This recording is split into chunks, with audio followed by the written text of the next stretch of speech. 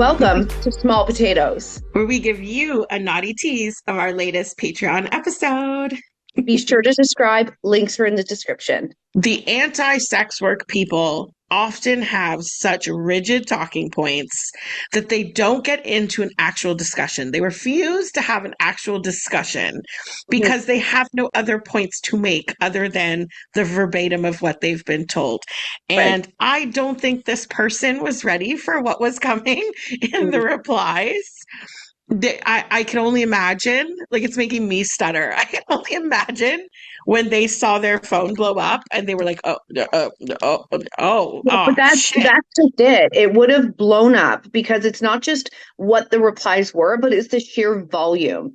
Like it was like the world came out in defense. And I mean, I love some of the replies. They're pretty good.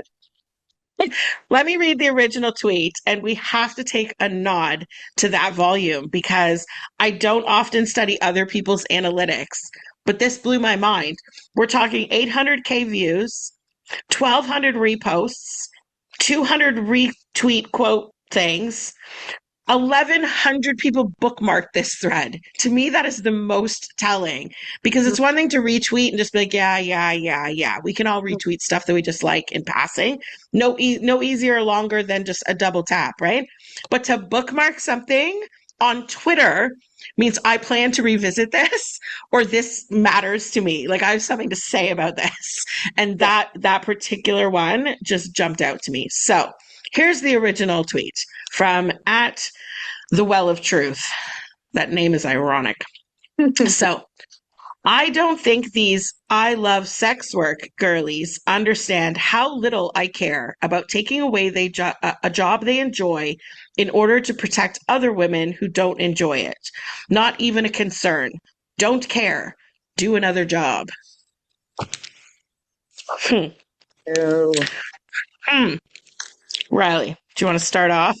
Where to begin? I mean, I think as an overall statement to the anti-sex work community, it is just absolutely unfathomable to think that people choose sex work from choice or from pleasure or from enjoyment, and that they just cannot understand that. So, it's not just sex work. It's now we're talking about human trafficking. And those are two different topics, very big topics, but different. They're in different lanes and they need to stay separated.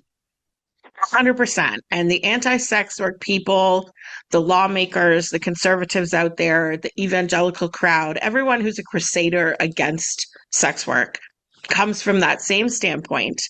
And it's the assumption and automatic attachment that you could be 68 years old, wanting to suddenly make your own nudes that you sell on OnlyFans.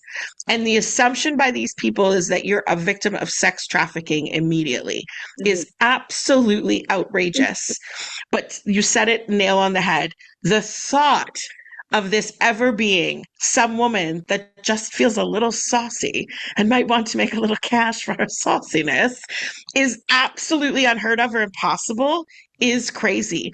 I say this sometimes about our haters too, because they can't fathom that we're actually nice people and we're girls and we're smart and we're good at the job. Like it's unfathomable to them. And this sentiment reminds me so much of that because they literally cannot wrap their minds around it.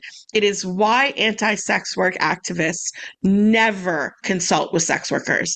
They never want to sit down and have this exact conversation we're about to have because it makes their brains explode to think that anyone should want to do this, enjoy the job.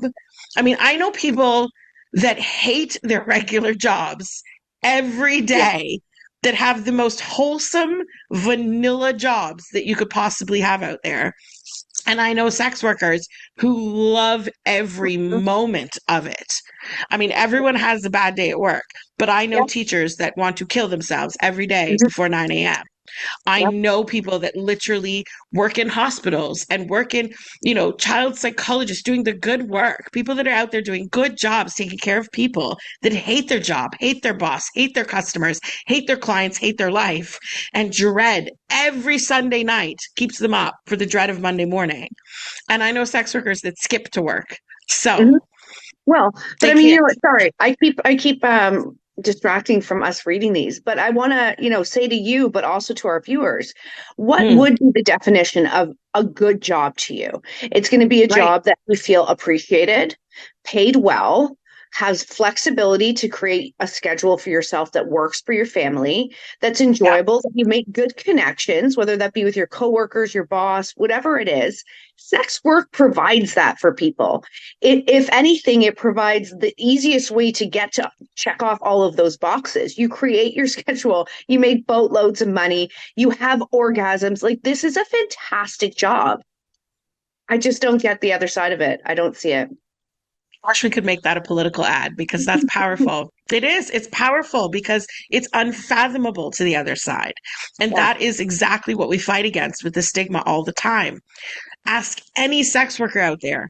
They would stop everything and change or donate or come together and fight to stop trafficking. Trafficking is Sure. horrible, but Yeah. trafficking isn't exclusive to sex work either. No. So let's jump into these replies because people Okay. touch on a lot of these little topics.